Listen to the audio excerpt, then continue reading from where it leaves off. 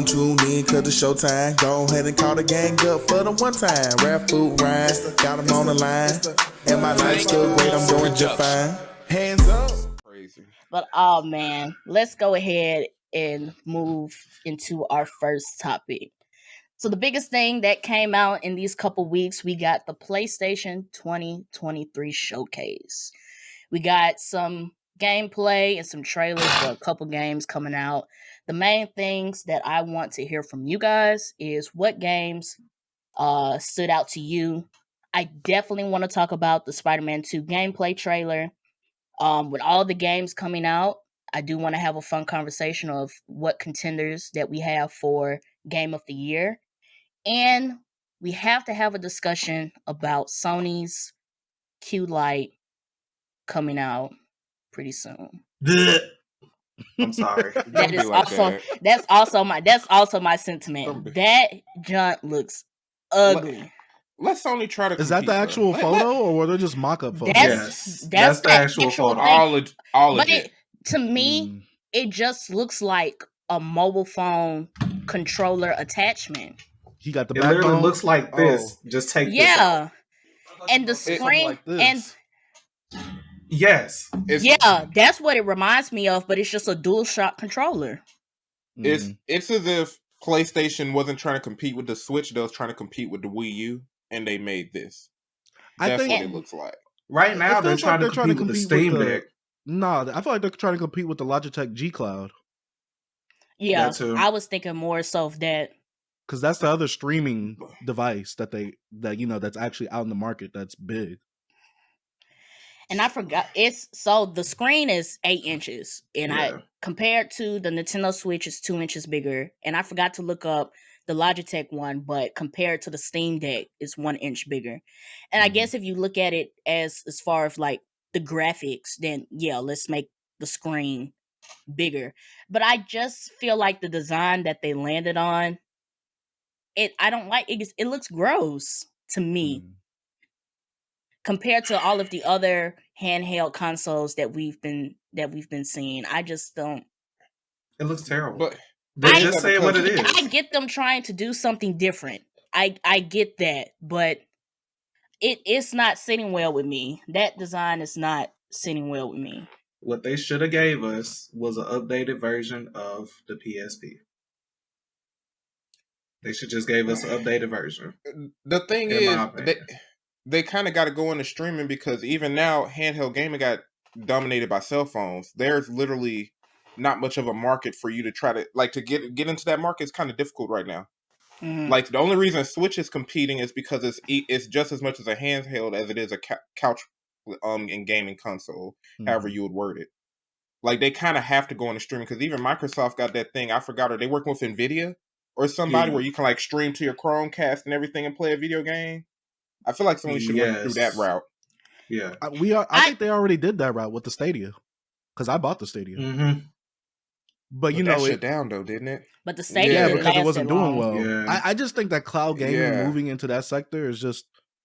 I don't want to say a bad idea. Like it's a good idea for companies because that's ways that they could turn out money or get people to pay more in money. But for us as a consumer, because from what I've seen of the Q Lite, basically it's just a remote play thing. But I'm just like, we can do that on our iPad. We can do that on our PC. We can do that on our iPad.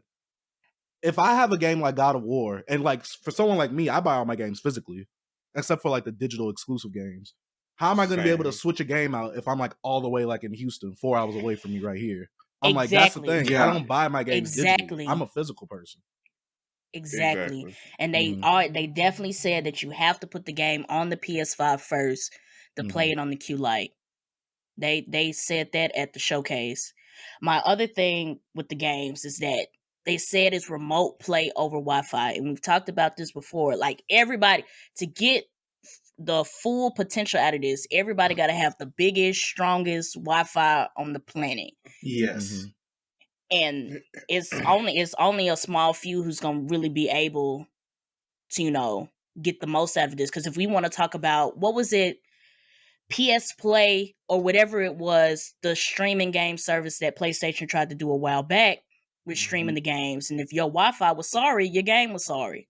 Like I barely got in. I tried to do it. I barely got into like I tried to play like Batman Arkham Asylum. I barely got into the game before it just. But there's a way to make it work. It's just ain't nobody going to appreciate it. Because if you're trying to play a 4K video game with all the HDR capabilities, all the stuff they talk about with God rays and all this other stuff added to it, that's a lot of data to be moving through our Wi-Fi. Even if 5G got big, playing a huge game like God of War, don't let alone this upcoming Grand Theft Auto game or any other game that's going to come out in the future, trying to stream that over internet ain't going to work right now. It's not going to work unless you lower the quality to be on Nintendo's level. But Nintendo the only ones who can get away with that. They're the only ones who can have a 5-year-old graphical type of game. My thing with Nintendo, though, is what they've been doing with all of these ports. My recent experience being Mortal Kombat, they've been pulling features out. Yeah. And with PlayStation, they don't have the room to do that. If you're going to make me install the game on the PS5 first for me to even play it on the handheld, I need everything. I 1-to-1. You can't pull out any features with that. I feel like they should have just focused on their VR and let this stay on the side. I definitely think they should have focused on the VR because they showed the only thing that caught my attention with the VR was the fact that they were putting Beat Saber on it. And Beat Saber is not like that big, hot new game coming out. Like everybody who has an Oculus has been playing Beat Saber. But they didn't really show a lot of VR content. Did that Horizon VR game come out yet? I think it already came out. A lot of people are saying it's basically like a tutorial VR game. Like it's one of those games that's like it's not an actual VR game. You get what I'm saying? Not like a like a Resident Evil Biohazard type thing. Yeah. So they just attached the name it's kind of like a Astro's Playroom. Oh, gotcha. Kind of like where it's like, it's kind of teaching you the capabilities of what the VR could really do, rather than being a full-fledged game. No, I wanted to turn an old girl and climb robot rhinoceroses. That's how they advertised it, though. That's definitely how they advertised it. Yeah. I definitely agree with Ryan. They should have definitely put out more PlayStation VR 2 content, because if you're going to make the PlayStation VR 2 the same price as the PS5, you have to give me something. Yeah, you can't just be giving us run-of-the-mill stuff. No, you gotta give us some more. How do y'all feel about PSVR 1?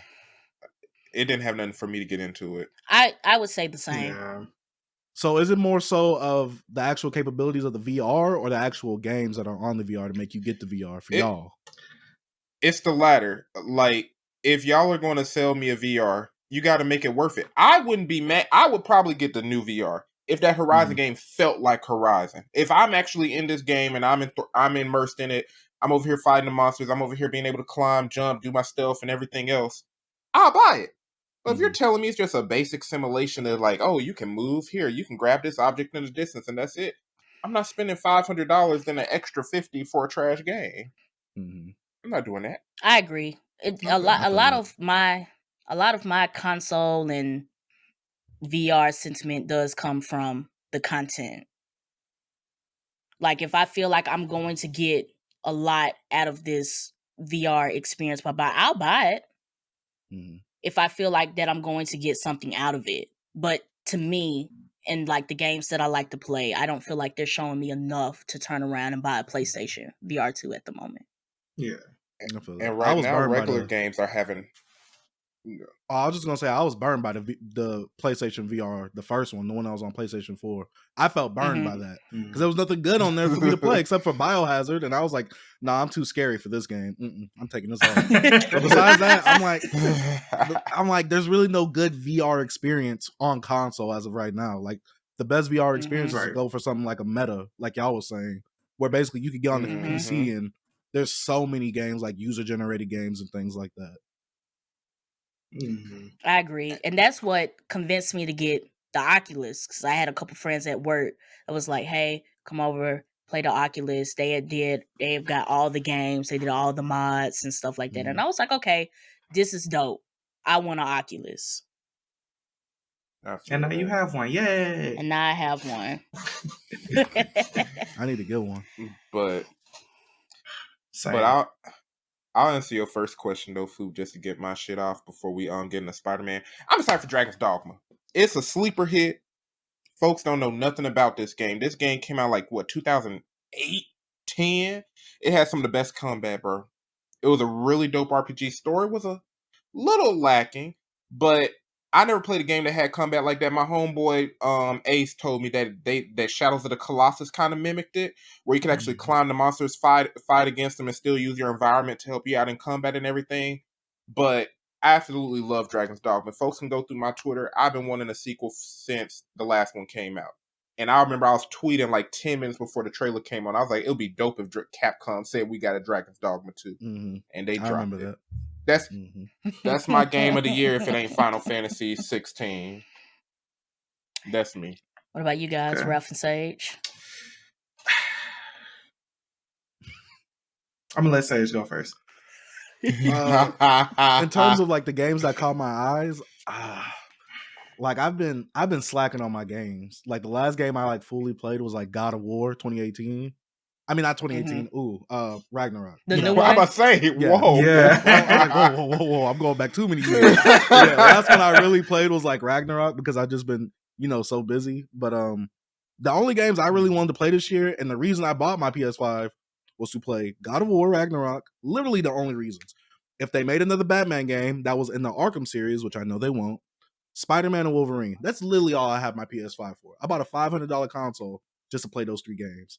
So Spider-Man is a definite, but also Metal Gear Solid is one that caught my eye because I played the last Metal Gear Solid and I liked it, but I felt like the gameplay was very repetitive. Even though it was fun at times, it was just too repetitive for me to really enjoy it. And I've heard great things about the Metal Gear series in general. So to get a remake with PS5 graphics, HDR, haptic feedback, probably. Yeah, the graphics. I need that. Yeah. I need to feel when I'm crawling on the ground. It did. I need to feel that. Let me feel it. I need to feel the texture of that mud when I'm stepping in it. Like, you feel me? Like, I need to feel that. I need to feel my calluses developing. Exactly. And I think they announced the Metal Gear Solid collection. Snakey. Yeah, the collection. They put in the collection. I'm not sure if they mentioned it at the PlayStation showcase, but I was like, yeah, I need to get that too. Because I've been wanting to get the PS3 one. But I've just been too lazy, so I'm like, I'm gonna just get the new collection. Right after they announced, right after the trailer, they did show a little something about the collection, the previous 3 games they were putting out there. And you know what? They didn't show anything for Wolverine. Was last year when Wolverine first got announced with that little teaser trailer at the bar? Yeah. Or was that 2 years ago? It was last year? I want to say that might have been last year. Okay. Mm-hmm. It's been a while. Yeah, I need that. I need that. Spider-Man, I can kind of wait on because I played the Arkham series. Yeah. Okay. Yeah. So what you got for us, Ralph? Oh boy, I had to go back and rewatch it because I was not able to watch it the first time. But a game that I am excited for that y'all may not recall, Alan Wake. I'm excited for Alan Wake 2. I saw a lot of people excited for that. Real good. I saw a lot of people excited for that. If you ever, so I don't know if y'all remember, but the only way you really got introduced from Alan Wake was buying the Xbox 360 pack when it first came out. That was the first game you would buy on it. I was like, okay, it like a cool game. Let me try it. I did not realize that game was going to be that scary. Especially as a kid at night, you just opened it on Christmas. You like, yeah, let me play this game. And you got all these monsters jumping out. You got this man with a chainsaw chasing you. Nah. But I made it. Definitely daytime vibes. Yes. We'll start off in the morning. I'm pulling all the curtains open, all the lights. I'm flipping everything off. But yeah, I'm really excited for that game. I have been waiting for years to see Alan Wake come back. And I think I told y'all personally, I believe like a month or so ago about Alan Wake. Y'all like, okay. And I didn't play it. Yeah. So it's actually really good. I will definitely recommend that when it comes out. The scary games, yeah. It's not overly. It's not like a Five Nights at Freddy's. Okay. It has actual plot, actual story, actual meaning. as you're playing the game. So, you progress. You actually play as the guy Alan Wake through his life. So, Okay. I'm excited. Okay. Ralph, I got a question. Is Alan Wake, because I've seen it, but I never played it, is it more adjacent to the survival horror, or is it more adjacent to the action horror? Like, is it like Resident Evil, like where you get a gun and all that, or is it like Outlast where you just got to run around and survive? Right. It's very much similar to Resident Evil. Okay. Like you have your moments where it's a bit of both, in some certain situations, because their basement, pretty much as his real life was progressing, even in Alan Wake. Spoilers, but he lost his wife in a car crash and he never could get over it. So his whole thing was actually getting over all those events that led up to her getting into that car crash and passing away. So it was a very good and well thought out story that, has some elements of actual action of him fighting, and then it would be actual story elements to just progress the story along. So with Alan Wake 2 being 10 plus years since Alan Wake came out, I'm interested to see what they're gonna do with it. Okay, that's dope. Well, when it come out, you'll have to let us know how it compares to the previous. Oh yes, installment. of course. I'm definitely buying it. What stuck out to you? You already know what stuck out to me. Oh God! You already know what stuck out to me. That's Spider-Man 2. I'm gonna backtrack a little bit. Final Fantasy 16 looked good. Assassin's Creed looked good. Looked good.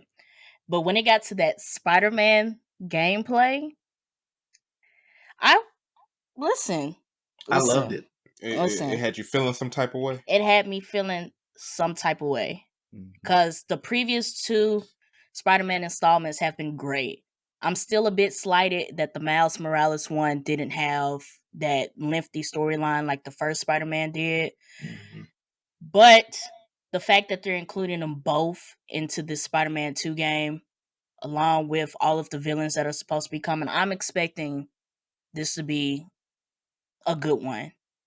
Just starting off the bat with them introducing Kraven the Hunter and setting the stage of how this story might go along.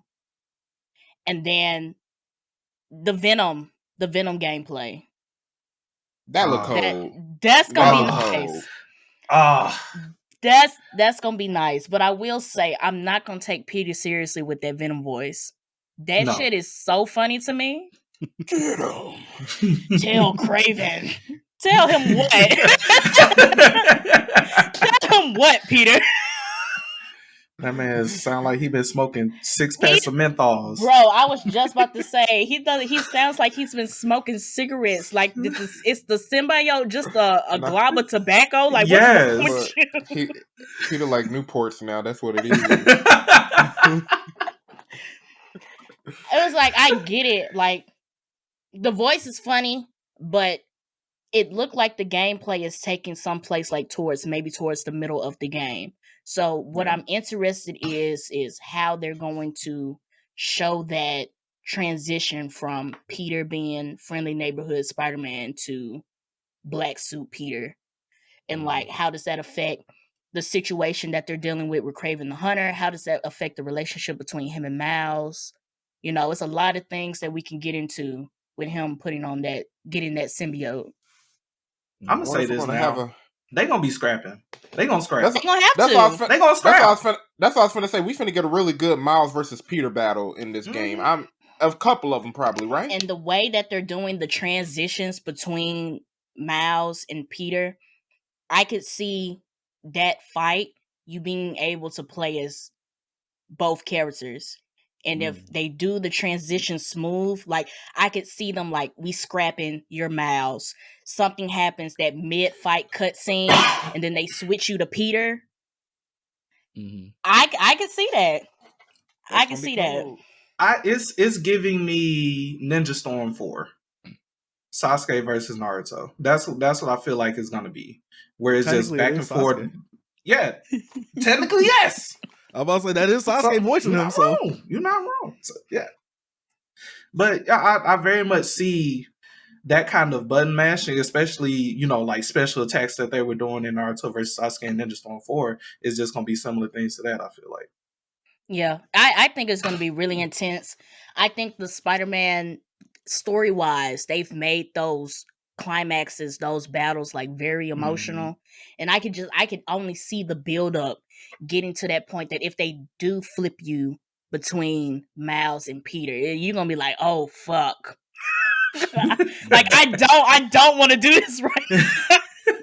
Press triangle, but I don't want to. Please. I don't want to do this. Y'all need to switch me back. I ain't trying to hit Miles. I'm on Miles' side, 100%. Yeah, but I'm excited. I am. It's coming out. I'm actually surprised he didn't mention Assassin's Creed. Because y'all already know I'm looking forward I to already knew he was going to get the game. You know what I'm saying? Like, that's a guaranteed buy for me. I'm an Assassin's Creed fan. I think they only had to because we already showed it at the Ubisoft showcase. I think they just had to show it again just to let you guys know, hey, Sony, you Sony ponies, you guys are getting Assassin's Creed. But what I do like about it is going back to the classic Assassin's Creed gameplay, more focused on stealth. It's not going to have all those RPG elements from like Odyssey and Origins. It definitely looked like I did notice that. So it's like we kind of I don't want to say we're in a new generation, but now the folks who couldn't play like the old school Assassin's Creed games, they can come back and play that now, and I'm excited to see what they think about it because I like them both. Okay. I'm excited. I got a question for you though. Do you think that this is going to set the stage on the other Assassin's Creed titles that they all announced at Ubisoft? If this one turns out good, would that give you hope for the rest of them? I don't want to say yes because I think Jade, or was it Red? One of them is supposed to be mobile. Yeah. One's going to be mobile, and they already said in a newsletter or something that one of the games is going to be more similar to Odyssey and all of them with the more so action adventure role playing aspects. So if it's successful, I think they may keep a trend of like alternating. We're gonna have the open world RPG version of Assassin's Creed, then we're gonna have the stealth based action adventures, and they might go back and forth in the future. I don't know. I can see that. Okay, so but it depends on how the money talks. That's true. So you're saying that you could see, based on the success off of this, you could see them going both ways with how they want to do the games because it'll sell either way. Yeah, because Ubisoft is hedging their bets on Assassin's Creed right now because they're trying to build this what would I call it? Like their own metaverse of all the Assassin's Creed games, so they're going to be grouped up, and it's like you can go through different timelines. That stuff they announced at the last Ubisoft event. I'm assuming we're going to hear more about it at the Ubisoft event next weekend. But it seems like they're hedging their bets. That's one of Ubisoft's biggest brands right now. So we might be seeing one Assassin's Creed game every year, every other year, and it's going to be recurring at this point. Okay. All right. But I'm looking forward to it. But I feel like Hogwarts Legacy, if it don't win Game of the Year, it's definitely going to be a contender. I think Final Fantasy, because folks typically like Final Fantasy, even though the last one was, it got to be up there too next to Spider-Man. I have a question because